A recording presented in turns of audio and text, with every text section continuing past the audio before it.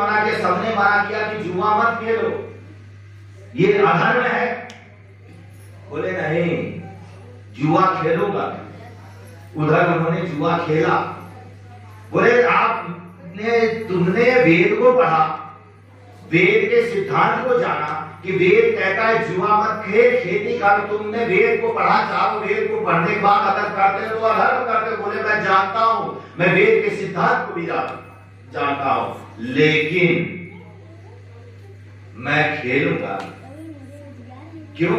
कि उनका जो है, किसी किसी को ऐसा होता है कि वेद के सिद्धांत को पढ़ भी लेता है और जान भी जाता है, लेकिन उसके अनुसार आचरण करने में अगर वो कतराता है, क्योंकि उसका मन नहीं मानता है। जैसे शराब नहीं पीना है, वेद में कह दिया कितने लोग शराब पी रहे हैं, बोला जाए तो मेरा मन नहीं मान रहा है, तो बोलो वेद की आज्ञा का उल्लंघन कर रहा है। तो उन्होंने जुआ खेला, वेद की आज्ञा का उल्लंघन किया और जुआ खेलते खेलते सबको दांव पे लगा दिया और दांव पे लगाते लगाते सब विनाश कर दिया। बोलो वेद की आज्ञा का उल्लंघन करने से विनाश हुआ कि नहीं?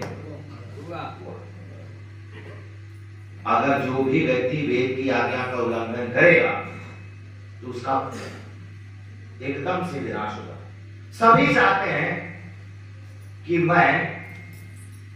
सब ये चाहते हैं कि मुझे सुख मिले। सब चाहते हैं कि नहीं चाहते हैं? सब चाहते हैं कि मेरे घर में स्वर्ग का वास हो, सुख का वास हो, लेकिन सुख का कार्य नहीं कर रहे। बोलो कोई कर रहा है? नहीं कर रहा। सब चाहते हैं सुख, लेकिन सुख का कोई कार्य नहीं कर रहा। और दुख कोई नहीं चाहता। कोई व्यक्ति ये नहीं चाहता कि मेरे घर में दुख आए, मेरे घर में ये समस्या आए, लेकिन दुख का ही कार्य हो रहा है। कैसे हो रहा है? अब समझिए, मैं साइकिल से चल रहा हूं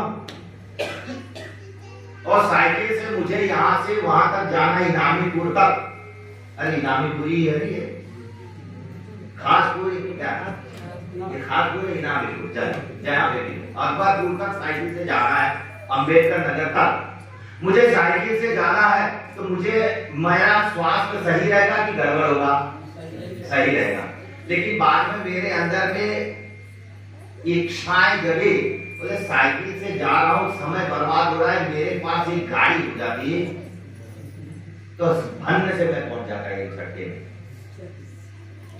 अब वो गाड़ी ले लिया, वो पहुंच गया, वहां पहुंचा, बोले ये तो सही हो गया, ये गाड़ी तो हो गई। अगर मेरे पास 4 चक्के की गाड़ी होती तो सबको इसमें शेयर कराता। ये भी गड़बड़ है। अब मैं 4 चक्के की गाड़ी ले लिया तो ले लिया हो गई। अच्छा ले लिया तो बोलो सुख है कि दुख है? कैसे है भैया? अरे भैया सुख है। अरे सुख है, सुख है, बहुत बढ़िया, ताली बजाइए, ये जोर से ताली बजाइए, बहुत सुंदर। प्रोत्साहन दृश्य के लिए ताली बजा दीजिए। इन्होंने कहा सुख है और मैं कहता हूँ सुख नहीं है। हाँ आप समझे हैं। अब इसका मतलब आप लेने वाले आप मत लेना, मैं बता रहा हूँ, लेना मत। दुख है कि अगर मेरे पास साइकिल है, पहुंच पास करके फिर चले जाऊंगा, मोटरसाइकिल है तो चले जाऊंगा, और गाड़ी हो गई तो कीचड़ लगा है, साफ करो। मोटरसाइकिल को भी साफ करो, कार को भी साफ करो और साइकिल को भी साफ करो। कि अगर कोई आ गया, अगर देवी जी आगे बोले जी सुनिए, अरे क्या सुनूं, इधर मेरा समस्या है, मैं इसको रगड़ते रगड़ते मेरी जिंदगी खराब हो गई। गलत बात है। आप छोड़ देंगे जाने आने का, बोलेंगे इससे तो अच्छा मैं बस से चला जाऊं, आऊं फिर धोऊं उसको, सारा समस्या इसमें, खेती करूं कि गाड़ी साफ करूं। बोलो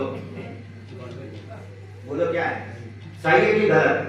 सुख नहीं है, दुख है। अगर सुख है तो त्याग करो। वेद क्या कहता है? भोगे रोग संयम। जहां भोग है वहां रोग है। तो वेद का सिद्धांत है त्येन त्यक्तेन भुंजीधा माद्रिदा तस्य स्वेद्धरम। त्याग पूर्वक भोग कर ले तो तेरा जीवन सुख में बीतेगा, क्योंकि माद्रिदा लालच मत कर, क्योंकि तेरा नहीं है। अच्छा ये बताइए, अब मैं बता रहा हूं, सुनिएगा।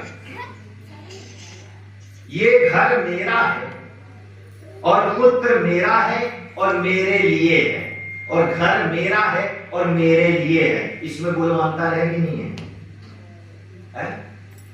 बोलो जल्दी बोलो, अंतर है? हाँ बता दो कैसे अंतर है। मेरा है, माइक मेरा है और मेरे लिए है।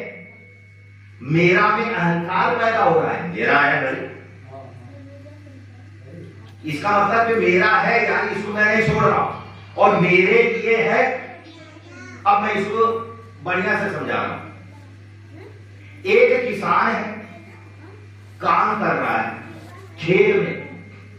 मान लीजिए एक मालिक है, मालिक के खेत में एक किसान आकर के काम कर रहा है, उसको दे दिया फावड़ा, दे दिया उसको फावड़ा दे दिया, और उसको दे करके कहा, और वो ले जा करके काम करता है। और काम करने के बाद जब तक वो काम करता है, वो फावड़ा किसका है? किसान का है, मालिक का नहीं है। जब तक वो काम करता है, वो फावड़ा किसका है? किसान का है। और जब वो काम करके आकर के रख देता है कोने में, और कोने में रख करके चला जाता है, बोलता है कि लो मालिक जी ये फावड़ा आपका है। और वो फावड़ा किसका हो गया? मालिक का। जब तक वो काम कर रहा था उसका था, उसके बाद उसका नहीं था, तो उसको क्या कहते हैं? मेरे लिए। यानी माइक में जब तक मैं उपयोग कर रहा हूं तब तक मेरा है, उसके बाद मेरा नहीं है। तो मेरे लिए में और मेरा में अंतर यही है। मेरे लिए जब तक मैं इस घर में हूं मेरा है, और उसके बाद मेरे पुत्र का होगा, इसलिए मेरा पूर्ण रूप से नहीं, मेरे लिए है। मैं जब तक हूं तब तक मेरे लिए है, उसके बाद मेरे पुत्र का है। ये अंतर वेद समझा रहे हैं। वो लोग समझा रहे हैं। आई बात, वेद की बात समझ लें। उनको बोलिए कि सोए नहीं, बहुत बढ़िया सोए, जानते रहिए। इधर उन्होंने तो सुना ही नहीं, उनको जाने दी, मैं पूछूंगा नहीं। तो मेरा और मेरे लिए में क्या अंतर है? ये अंतर है कि मेरा और मेरे लिए है। अगर ये कार्य अगर समझ लेता है तो वेद की आज्ञा का पालन करता है। यही वेद संदेश दे रहा है कि हमारा जीवन कैसा होना चाहिए। 6 महीने बाकी है। हमारा जीवन कैसा होना चाहिए? वेदानुकूल होना चाहिए। कैसा होना चाहिए? वेदानुकूल होना चाहिए। अगर वेदानुकूल अगर हम अपने जीवन को बनाते हैं तो हम मनुष्यता को प्राप्त करते हैं, तो हमारा जीवन सुखमय बीतेगा, कल्याणकारी जीवन हो जाएगा। तो कल्याण के रास्ते पर चलना प्रारंभ करें। ठीक है, वेद यही संदेश देता है। अच्छा अब सुनिएगा, 6 मिनट का है। वेद कहा मां पिदाको मां अहिर्भ्रु मां पिदाको नमस्ते आदानी, तू बिच्छू और सांप मत बन, नमस्ते का विस्तार कर, ये सारे कर और अपने जीवन को त्याग पूर्वक भोग कर दे, तेरा जीवन सफल हो जाएगा। फिर आगे कहा कि जुआ मत खेल, ये भी वेद का संदेश दे दिया। फिर एक जगह वेद और संदेश देता है, जुआ मत खेल, खेती तो कर, धन में रमण कर, अपने जीवन को सफल कर दे, तेरा जीवन उत्तम बन जाएगा। ये तो कहा है।